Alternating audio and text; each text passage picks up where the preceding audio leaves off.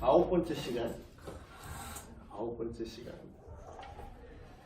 솔로몬 성전이 의미하는 거.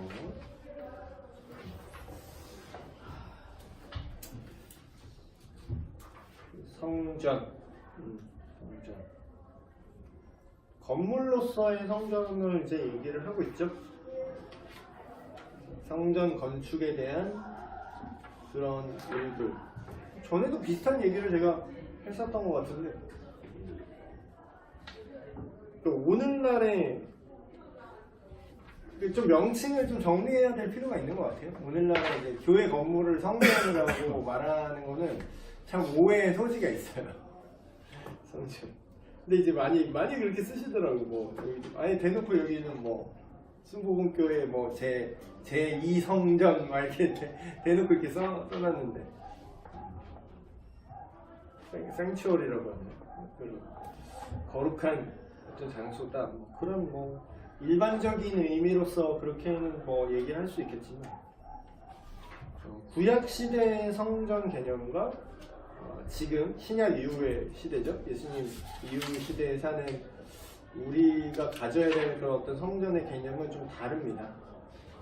물론 공통점은 둘 다 하나님께서 하나님의 어떤 정체성, 여기서 1번에 이렇게 나오죠. 하나님의 이름을 모신다 라고 얘기를 했는데, 그러니까 결국은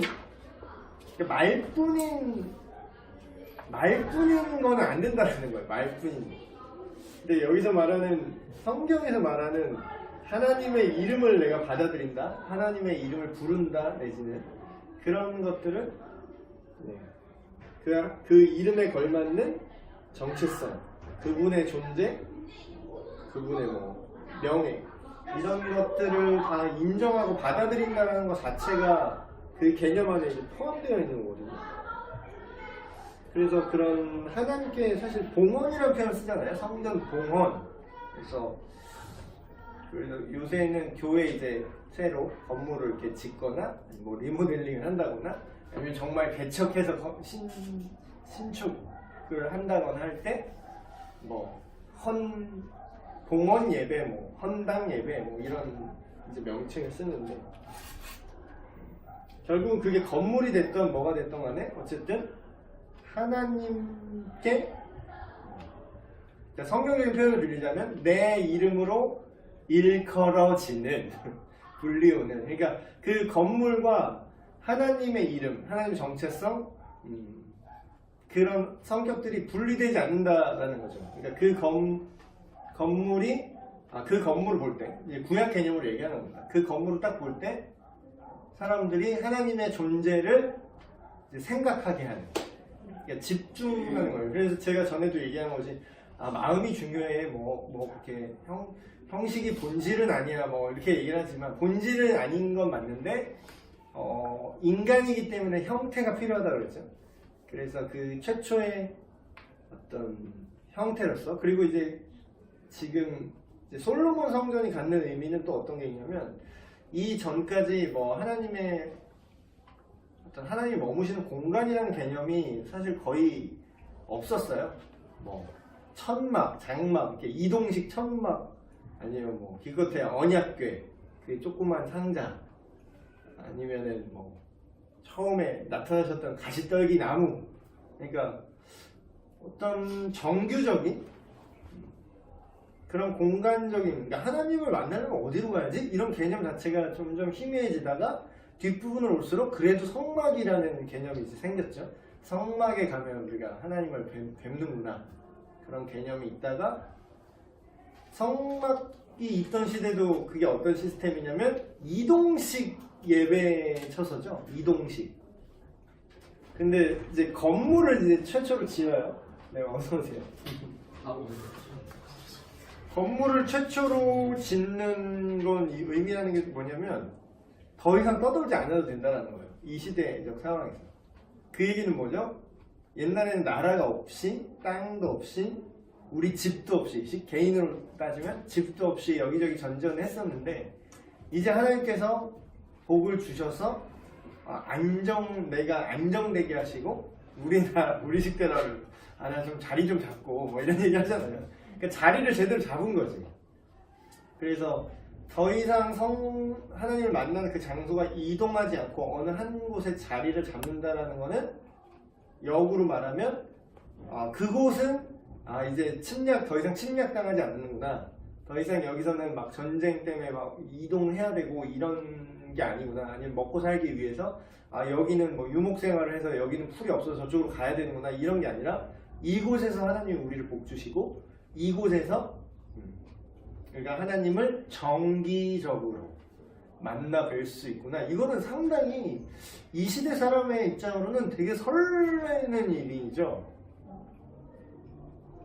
우리는 이제 근데 좀 반대가 됐지. 우리는 이제 이게 되게 익숙하잖아요. 현대의 어떤 그리스도인들은 예배 장소 개념이 먼저 있기 때문에 그냥 항상 그 시간에 항상 뭐 그 자리에 예배를 드리러 이렇게 오는 거에 대해서 오히려 그게 막 설레거나 좋거나 이렇기보다는 그냥 익숙하기 때문에 오늘은 교회 가나 보다 뭐 이런 거지만 이 당시에 성전을 이제 딱 세우는 이 사람들의 시점은 우리가 드디어 안 움직여도 돼. 번듯한 하나님의 집을 하나님이 우리와 만나주시는 그곳을 이렇게 화려하고 제대로 만들 수가 있어. 이런 의미를 가졌던 거죠. 그래서 이 책에도 나온 것처럼 뭐 떨기나무나 불기둥, 구름기둥, 산 꼭대기에서 뭐 언약궤 뭐 그래서 사실 좀 임시적인 장소였어요. 그래서 이때 이스라엘 여기 퀘스천에 있던 것처럼 이때의 이스라엘 백성이 보는 이 하나님의 집, 성전 이거는 그 당시 사람들한테 어떤 의미냐면 좀 이제는 좀 우리가 마음을 놔도 되는구나. 그래서 그 진짜 아닌 게 아니라 그 성전 봉헌식 하고 그 축제를 열어요 사람들이. 안녕하세요. 오랜만입니다. 축제를 여는데 정말로 사람들이 좋아합니다. 정말로 좋아해요. 그리고 두 번째는 오늘날까지도 현대 개념이랑 좀 이어지는 개념인데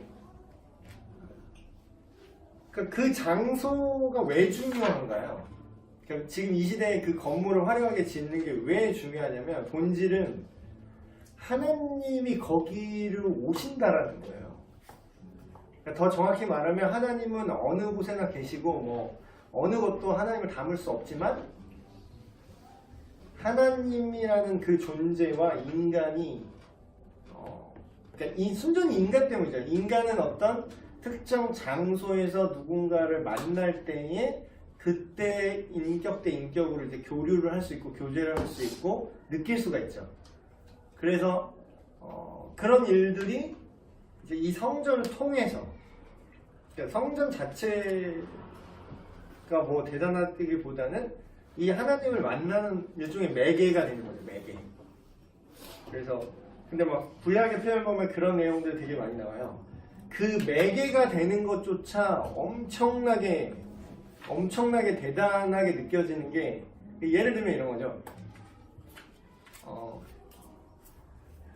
금괴를 만드는 공장이에요. 예를 들어서 금괴를 만드는 공장인데 그 금괴를 만드는 공장에 막 이렇게 이게 금 만들다 뭐 그 종이로 금 뭐 흐르는 거 뭐 걸레로 좀 닦고 뭐 이렇게 하잖아요. 그럼 그 걸레조차 어떻게 돼요? 그 걸레인데 그게 걸레예요. 근데 금이 묻어 있는 걸레라니까. 그러면 그 걸레의 가치가 올라가는 거예요. 그 뭐 때문에? 금 때문에. 여기 뭐 흘렸는데 뭐 좀 이렇게 닦으면 이것도 금가루인 거야. 다. 그러니까 하나님의 임재라는 건 하나님이랑 만날 수 있다라는 것. 그래서 막 그런 표현도 하죠. 성전에 있는 뭐 모든 기구들이 거룩하다. 거기서 그 물 씻는 물두멍과 거기에 있는 뭐 등잔대와 이런 것들이 다 거룩하다. 이렇게 얘기해요. 왜 거룩하냐면 아까 제가 말씀드린 그런 비유의 맥락이죠. 하나님을 만나는 하나님께 예배드리고 하나님과 교제하는 그 하나님이 엄청나게 가치 있는 존재이기 때문에 거기에 스치기만 해도, 거기에 기회를 제공하기만 해도, 거기에 사용되는 도구를 할지라도 거룩하다라고 얘기해요. 근데 이제 이런 것들이 근데 좀 잘못된 거지. 좀 세월이 흐르면서, 네, 어서 오세요. 세월이 흐르면서 이 역사는 계속 반복되는 게 이때부터 그랬고요. 그 기독교 역사, 교회 역사에 이런 일들이 많이 일어납니다. 계속 반복적으로. 그 성물 숭배라는 거 들어봤어요? 성물 숭배? 그래서 뭐 로마 카톨릭에서 좀 많이 있었던 것 같아요. 뭐 이게 거룩하다. 뭐 예수님을 못 박았던 이게 그 못이라더라. 뭐 확증은 없어. 팩트는 없어. 뭐 예수님을 덮었던 장사할 때 덮었던 이게 수위라더라. 뭐 이건 거룩하다. 근데 물론 본질은 그랬으나 그게 이제 그 자체의 도구에 집중하기 시작할 때 그 거룩함이 깨지기 시작합니다.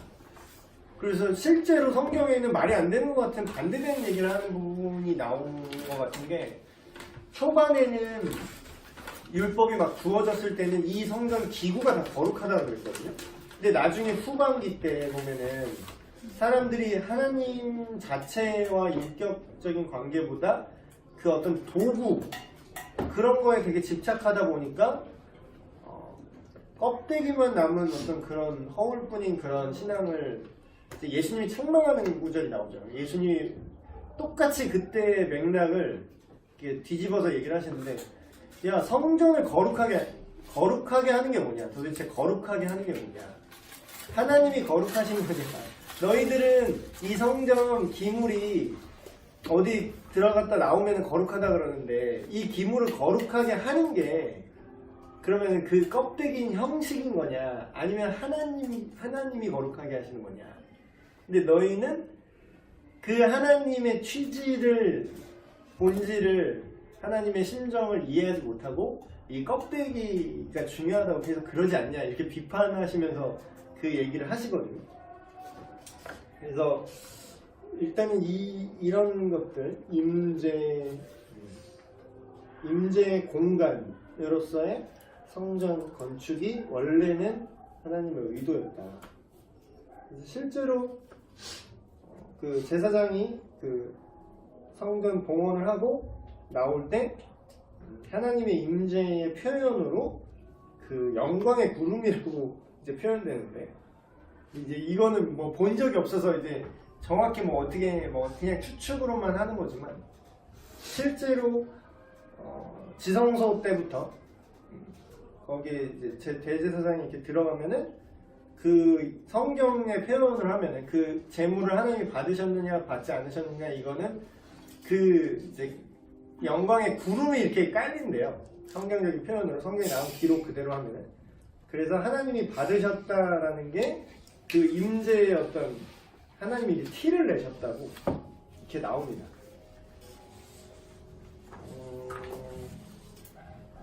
결국은 이때나 지금이나 근데 뭐 중요한 거는 하나님께 우리가 무언가를 얻어내는데 우리의 포인트가 있는 게 아니라 하나님 자체를 얻는데 그분의 임재, 여기 뭐 임재라고 표현을 하는데, 그래서 그런 어떤 조그만 아주 짧은 어떤 설교문이라고 할까요? 그런 것들을 이제 좀 영어 공부 좀 하려고 영어로 된 그 짧은 설교문이 있어요. 그런 것들을 지금 그 읽고 있는데 그 주제가 뭐 시멘티드 처치? 그래가지고 제목이 시멘티드 처치인가 그래요. 그러니까 굳어진 교회라는 거죠. 그 설교의 취지가 뭐였냐면, 이 현대 그리스도인들한테 가장 위협적인 거는 어떤 세속주의나 뭐 그런 게 아니라 오히려 그런 일상적인 루틴에 빠져버린 교회라고 할까요? 항상 성가대 가서 이 시간쯤 가고 항상 이렇게 뭐 교사들이 들어오고 항상 이렇게 하면 준비하다가 이렇게 설교 듣고 이렇게 하면 다음 주에 만나요 빠이 하면서, 이게 그 자체가 나쁜 건 아니야. 근데 그게 화석화된다라는 거죠.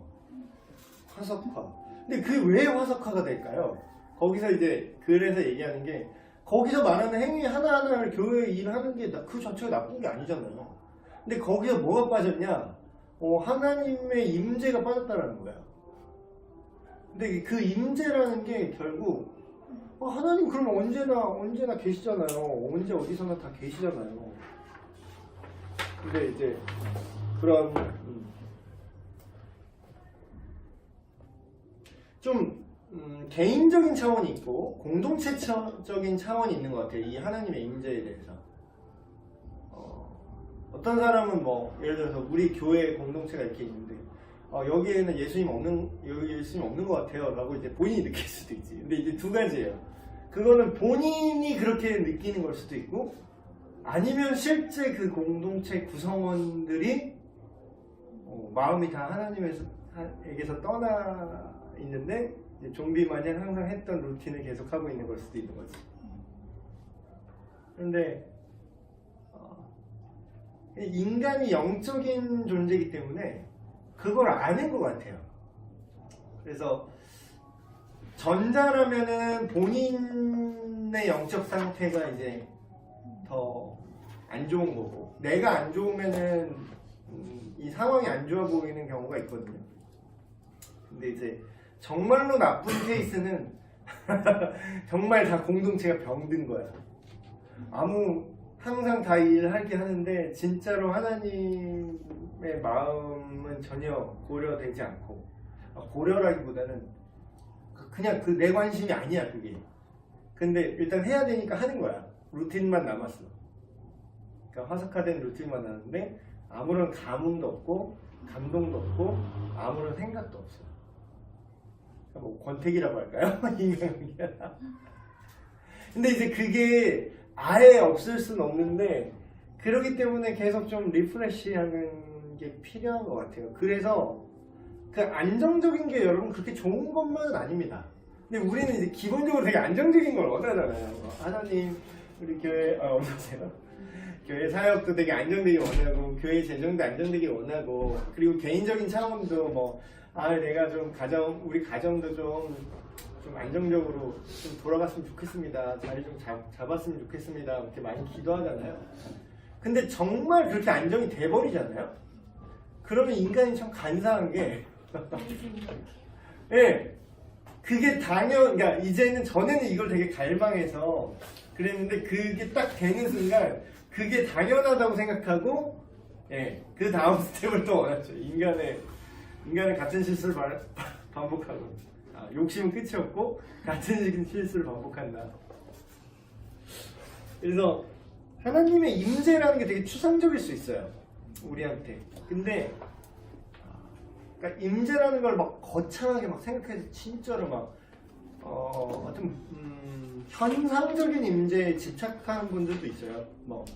여기 꽃가루랜다. 금가루가 떨어졌네 어쨌네. 여기서 누가 경련을 성령의 역사식으로 경련을 일으켰네 어쨌네. 아니면 방언을 말하네 예언을 하네 마네. 그런 거 갖다가 이제 하나님의 임재가 있고 없고 여기에 하나님이 오셨냐 안 오셨냐를 이제 판단을 하려고 하는 그런 유치한 그룹들도 있거든요. 이렇게. 근데 이제 그렇다 보니까 거기에 부작용은 뭐냐면 그것만이 임재라고 생각하니까 그걸 연출하기 시작합니다. 그 분위기를 만들어요. 근데 더 신기한 거는 그걸 인위적으로 만들 수가 있다라는 거야.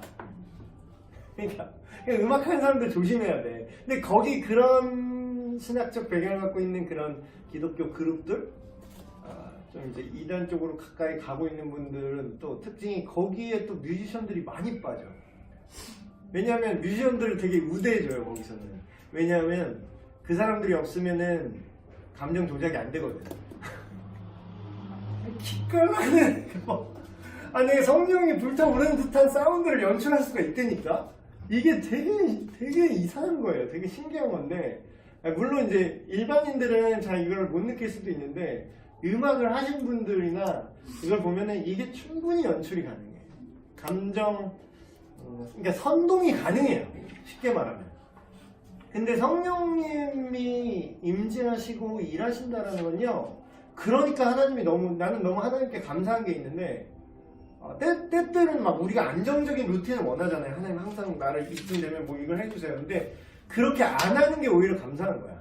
그러면 하나님이 막 뒤통수를 쳐요. 그래서 또 이럴 줄 알았지 하면서 마치 이런 거야.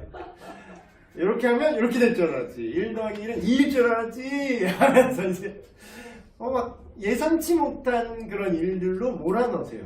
근데 왜 그러시냐면 하나님 개구장이라서 그러냐, 하나님 우리 골탕 먹이려고 그러냐, 그게 아니라 우리가 그 루틴에 빠지지 않을 수 있는 방법이 그거더라고. 우리가 화석화되지 않을 수 있는 방법. 그러니까 그렇게 막 항상 그 막 어떤 특정한 사운드로 꼭 이제 막 예배할 때, 물론 이제 어느 기본적인 틀은 필요하겠지만, 그렇게 막 감정적으로 막 이렇게 몰아치듯이 막 눈물 콧물 쫙 빼는 기도회를 했던 사람이라면 어느 날 갑자기 전기가 나가. 막 갑자기 막 아무것도 안 돼. 그냥 오늘은 언플러그드야. 오늘은 니들이 의지했던 그 기깔나는 사운드가 더 이상 나오지 않을 거야. 그게 하나의 은혜예요. 근데 그때 그런 사람들 아는 거죠. 내가 이게 성령님이 임했다고 착각을 했던 거구나. 이건 그냥 우리가 감정이었을 수도 있겠다. 그걸 알게 되는 거지. 계속 그 루틴을 바꾸시고 깨트리시고. 근데 이 하나님의 임재는 격렬할 수도 있고요. 되게 세밀한 온유하게 오실 수도 있고요. 그러니까 우리가 하다못해 그냥 벤치에 앉아서 성경책 읽다가 내 마음이 뜨거워지면 그것도 하나님 임재예요. 근데 이제 어떤 그런 회중 집회로서의 임재, 그러니까 뭐가 됐든 어느 극단에 있든 그 어느 하나만을 이게 하나님의 임재가 이루어진 거야. 그거를 어떤 정형화 시키기 시작하잖아요. 그럼 그거 안 일어나면은, 그 현상 안 일어나면 오늘 하나님 안 오신 거예요. 그러면 예배가 어떻게 되겠어? 그러면 그 주최 측은 어떻게 돼요? 연출이라도 해서라도 그걸 만들어야 되는 거야. 근데 그 하나님을 연출할 수는 없어요. 하나님은 우리한테 끌려다니는 분이 아니거든요.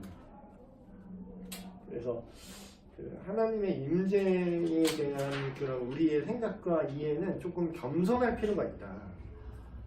그래서 우리가 예상하지 못한 환경에 자꾸 노출시키고, 이럴 때 만나는 하나님, 저럴 때 만나는 하나님, 그렇다고 또 신목장님 이렇게 얘기했다고 이제 예배 형식을 매주 바꿔봅시다 하면서 막 계속 골 때리게 그렇게 할 필요는 없는데, 그래서 가끔가다 하는 게 필요해요. 저번에 수련회도 가서 막 동그랗게도 한번 해보고, 그런 게 가끔가다 리프레시는 좀 필요해요. 그런 것들.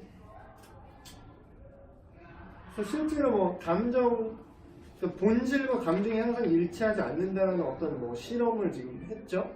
엄청 유명한 세계적인 바이올리니스트인데, 이분이 본인 콘서트를 열면은 그 콘서트 입장료가 $100짜리 이런 이제 대단한 클래식 바이올리니스트인데, 실험을 했대요. 대중의 취향에 관한 무작위 평가랑 상황과 인식에 대한 우선순위 실험, 이런 걸 했어요. 그래서 이분이 그냥 길거리 아티스트 흉내를 낸 거야. 되게 옷을 허름하게 입고 길거리 바이올리니스트 버스킹을 한 거지. 그런 세계적인 연주자인데, 그래서 좀 허름하게 입고 그냥 여기 모자 이렇게 해놓고, 거기서 근데 연주는 자기 그 연주에서 하는 똑같은 연주를 한 거야. 초고퀄리티의 연주를 막 했어요. 원래 그분 이제 콘서트 입장료가 1인당 $100인데 그날 번 수입이 $35였다는 거지. 그러니까 우리가 생각하는, 그러니까 이게 우리가 느끼는 게 진짜가 아닐 수 있다는 거예요. 이건 하나님이 없는 것 같아. 그렇다고 진짜 없는 게 아닐 수도 있고, 반대로 하나님이 계신 것 같아. 하나님 우리에게 오셨어. 안 오셨을 수도 있어. 니네 착각일 수도 있다는 거죠. 근데 이제 그런 것들을 구분하는 가장 큰 건 뭐냐? 하나님에 대한 이해, 그리고 하나님을 사랑하는 그런 동기, 그런 거에 집중한다면 형식이 어떤 건지는 이제 중요하지 않다. 그래서 여기 주일 예배에 대한 질문인데요. 주일 예배에 어떤 자세를 임하는지 솔직하게 말해봅시다. 그럼 이제 우리가 이런 루틴에 또 빠질 수가 있잖아. 그러면 이제 우리는 실질적인 고민을 좀 할 필요가 있는 거죠. 좀 더 의미 있고 유익한 예배가 되도록 어떤 준비를 할 수 있을까요? 저도 약간 조금 이제 저도 이제 좀 찔리는 게, 제가 옛날에 이제 학교 다닐 때 그 채플이 있었어요. 그 채플이 있는데 그때는 내가 젊어서 그랬는지 그때는 진짜 예배드리는 게 나 너무 막 그런, 여러분 지금 그러세요? 지금 우리 교회 예배들, 저는 그때 막 그랬어. 그 채플이 화요일인가 그랬죠.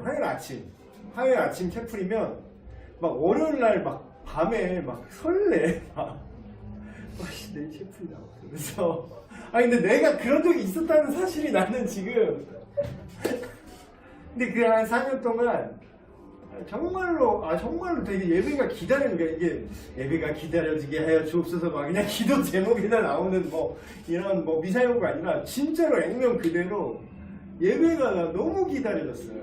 너무 기다렸어요. 오늘은 어떤 말씀을 들을까? 내일은 어떤 말씀을 들을까? 그 전날인가 이제 찬양팀 이제 연습을 하거든요. 채플 찬양팀 연습을 하는데 막 와씨 내일에서 이거 이제 그러니까 하면서, 그러니까 이걸 해야 되니까 하는 게 아니라 하는 거 자체가 너무 즐거운 거야. 그래서 와 내일 채플 때 이거 하면 죽겠는데? 막 이러면서 막 근데 그게 진짜인 걸 어떻게 알았냐면, 한 번은 진짜 연주를 하다, 그래서 베이스 전공했잖아요. 제가 베이스 기타를 이제 채플 이제 그 연주를 하는데, 그 어느 날인가 그 채플 때 한창 연주를 하고 있는데 베이스 앰프가 터진 거야. 그래서 소리가 안 나는 거야, 갑자기 중간에. 그러니까 이미 예배 시작됐는데. 근데 막 되게 신나는 노래였는데, 더 심하잖아요. 신나는 노래 베이스 안 나오면. 그래서 난주 친구가 뭐, 이렇게 아무튼 되게 신나는 거 빵 나왔는데, 베이스 앰프 갑자기 뻑 터져서 소리 안 나는 거야. 근데 이제 보통은 되게 막 당황하고 막 이랬을 텐데, 근데 나는 미쳐가지고, 그냥 소리 안 나니까 그냥 막 이렇게 손대고 막 뛰면서 놀았어. 그러니까 예배를 거의 노는 느낌이었어요, 예배가. 거의 막, 진짜 말 그대로 그냥 즐긴다라는 거였어요. 예배를 즐긴다라는 거. 근데 이제 물론 이제 나이도 먹은 것도 있고, 그 사람이 또 이제 형식에 또 적응을 하잖아요. 그래서 뭐 그런 자유로운 그런 것들을 이제 한다기보다는 좀 이렇게 전에 이제 루틴을 내가 이제 여긴 이렇게 하는구나 하고 맞춰서 하는 것도 없지 않아 있겠지만, 그래서 그런 시절이 있었는데 그래서 그러니까 하나님의 임재라는 게 그러니까 하나님을 사랑하는 마음, 하나님 소통, 그리고 이제 찬양 중에 하나님이 임하신다라고 하잖아요. 근데 그 찬양이라는 게 진짜 뭐 뱀 장수가 뭐 피리 불면 뱀 나오는 것처럼 막 찬양 나옵니다, 하나님 나와보세요, 임재 콜, 이게 아니라 진짜로 하나님을 사랑하고 찬양을 하면은, 내가 만약에 나래도 누가 나를 정말로 그렇게 설레게 좋아하고 정말로 그러면, 만약에 내가 전지전능하고 무소부재하다면 나래도 거기 가 있을 것 같아.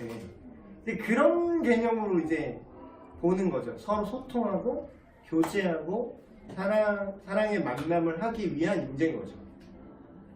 그래서 개인적인 하나님의 임재 경험은 개인이 그런 어떤 마음이 있어야 되는 거고, 또 어떤 공동체 안에 제 개인적으로 주창하는 이론은 최소 60% 이상이 그 공동체의 분위기를 끌고 간다. 근데 60% 이상 넘는 뭐 7, 80%가 다 막 좀비하다.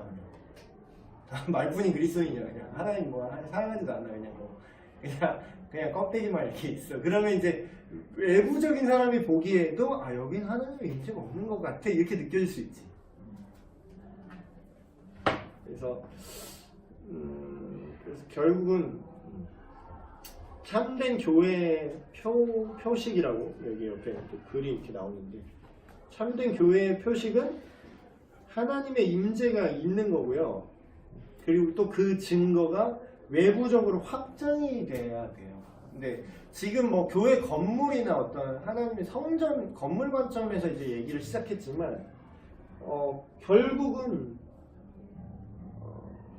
우리가 이런 평가를 이제는 하나님의 성전이 어떤 건물뿐만 아니라 개인의 삶과 육신이라고 이제 예수님이 선언을 하셨기 때문에 어떻게 보면 좀 더 기준이 높아졌죠. 전에는 성전 안에서만 똑바로 했으면 되는데 이제는 24시간 똑바로. 그러니까 율법으로 이게 옳은 거니까 이걸 지켜야 되니까 그런 마인드로 하면은 이거는 절대 못하는 거죠.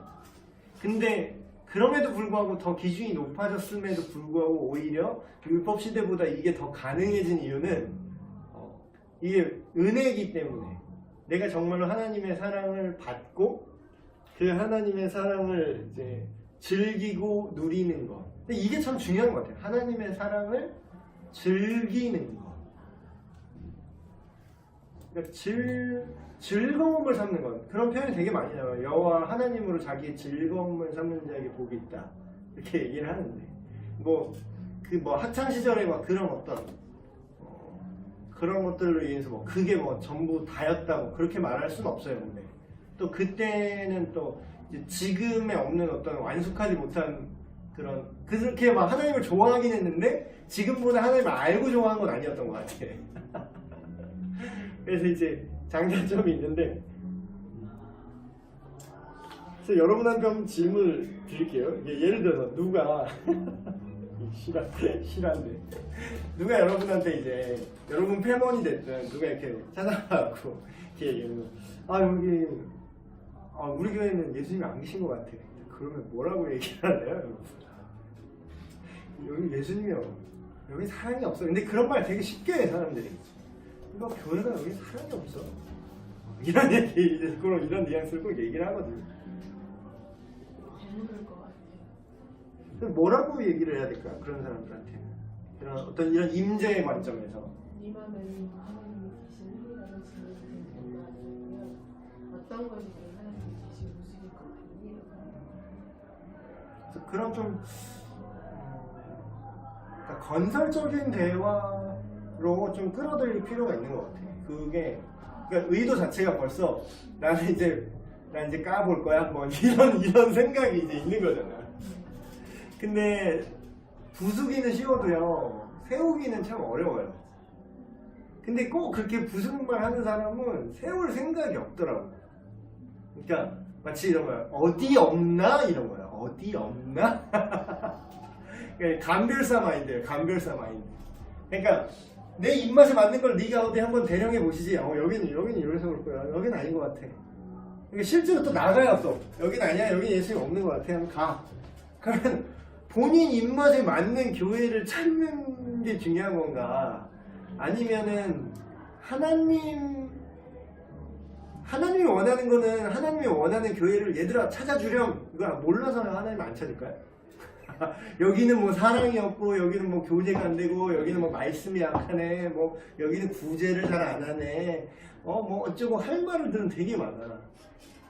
근데 그걸 하나님이 몰라서 그럼 가만히 있을까요? 그럼 하나님이 원하는 게 야 누구야? 그럼 네가 그걸 찾아내서 나한테 알려주렴. 여기 얼마나 엿 같은지, 여기 얼마나 여기 사랑이 없는지, 여기 얼마나 예수님이 안 계시는 건지.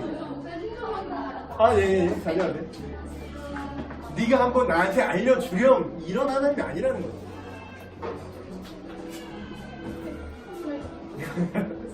영상이 아주 알록달록하게 나오겠네. 그럼 정작 하나님께서 원하시는 건 뭐겠느냐?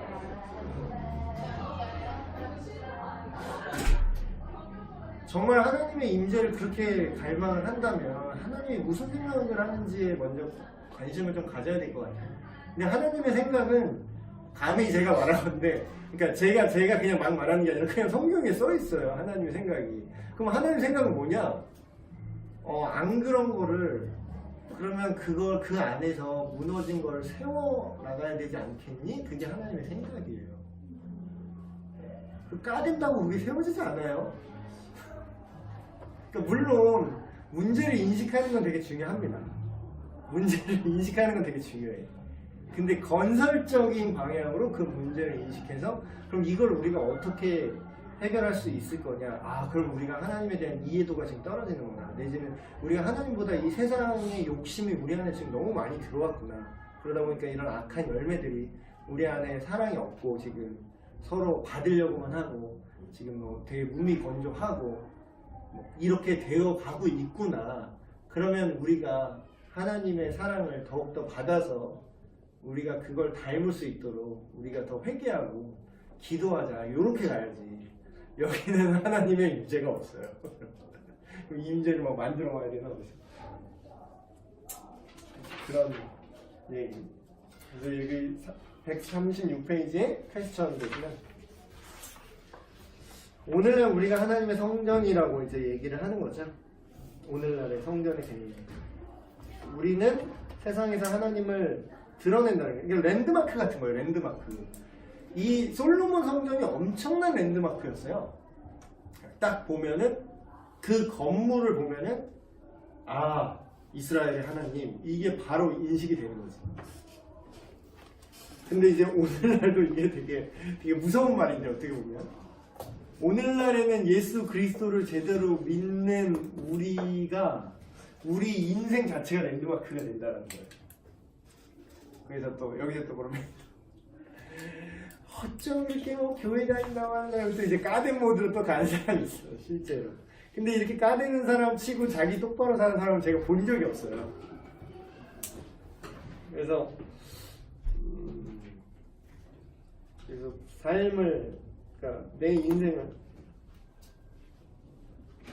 결론부에 이렇게 나오죠. 먼저 하나님이 원하신다라는 거예요. 뭘 원하시냐면 하나님이 우리와 함께 거하시기를 하나님 스스로 원하신다는 거죠. 우리와 함께 하기를 원하시는 하나님인데 그것이 실제로 전에는 이제 솔로몬 성전 시대까지는 불완전하게 어떤 희생 제사를 드리고 그 건물 안에서 하나님을 만날 수 있는 불완전하게나마 하나님과 함께 할 수 있는 그런 거였다면 이제는 예수님을 믿는 모든 사람 안에 하나님께서 실제로 함께 오셔서 사신다라는 개념이죠. 그래서 그 우리의 삶이 그 랜드마크처럼 하나님의 어떠함이 모든 뭐 열방까지 갈 것도 없어요 사실. 그냥 내 친구, 내 부모님, 내 자녀, 내 가정. 근데 여기 안에서 이제 랜드마크가 슬슬 되어야 되는 거죠. 그래서 물론 지금 뭐 우리가 누가 잘하나, 그럼 누가 똑바로 하나, 자 점수 매겨 1등부터 뭐 꼴등까지 줄 세워서 뭐 우리 교회 누가 잘하나 줄 세워 봅시다 뭐 그런 게 아니잖아요. 그래서 싸움은 다 각자의 싸움인 것 같아요. 각자의 싸움. 내가 하나님의 성전으로서 기능을 지금 하고 있는가, 아니면 내가 병들었는가, 그렇다면 나는 어떻게 해야 되는가. 그리고 실제로 그러니까 이러면 안 돼라기보다는 그랬을 때 너무 좋은 그거를 좀 맛보는 게 중요한 것 같아. 그런 말 고기도 먹어본 사람이 이제 맛을 한다고. 그 하나님의 임재를 자꾸 그래서 맛보셔야 돼요. 부작용은 이제 예를 들어 A라는 방법으로 하나님의 임재를 맛봤는데 A가 그게 전부인 줄 알면 이제 오류가 생기는데, 그래서 이제 B, C, D 하면서 계속 다른 방식으로 하나님과의 교제, 임재를 이제 경험하게 하시죠.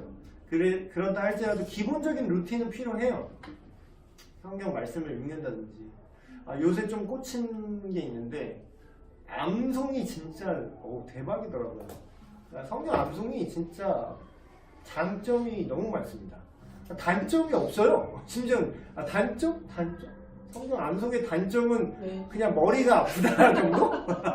외우기 힘들다 정도지 그걸 했을 때 모든 게 다 장점이야. 그게 그 유비쿼터스가 가능해요. 암송을 하면. 암송을 하면요, 내가 원하고 싶을 때 아무 때나 어디서나 묵상이 가능해요. 그게 엄청난 기능이거든요. 그래서 그런 그게 암송이 됐던 필사가 됐던 그런 어떤 하나님의 임재를 내가 경험할 수 있는 그걸 좀 추구할 수 있는 그거 뭐 이거 한다고 막 자 하나님 제가 오늘 내가 이제 필사 시작합니다 이제 옷이 없어서 이런 어떤 뭐 그런 주술적인 게 아니라 그러니까 그걸 추구하는 거죠. 그거 A를 하면 100% 그게 된다 안 된다 이런 유치한 차원이 아니라 그런 어떤 나의 삶의 어떤 기본적인 루틴을 이렇게 정해놓고 그거를 또 화석화되지 않기 위해서 조금씩 바꿔주는 거죠. 뭐 언제는 좀 암송을 했다가 언제는 또 필사를 했다가 언제는 또 개인 기도를 했다가 언제는 또 다 같이 공동체 기도를 했다가 언제는 큐티를 했다가 언제는 막 인물별 성경 인물 판다거나 그러니까 되게 다양해요. 근데 이제 그게 지향하는 목적은 내가 하나님의 성전으로서 지어져 간다라고 하죠.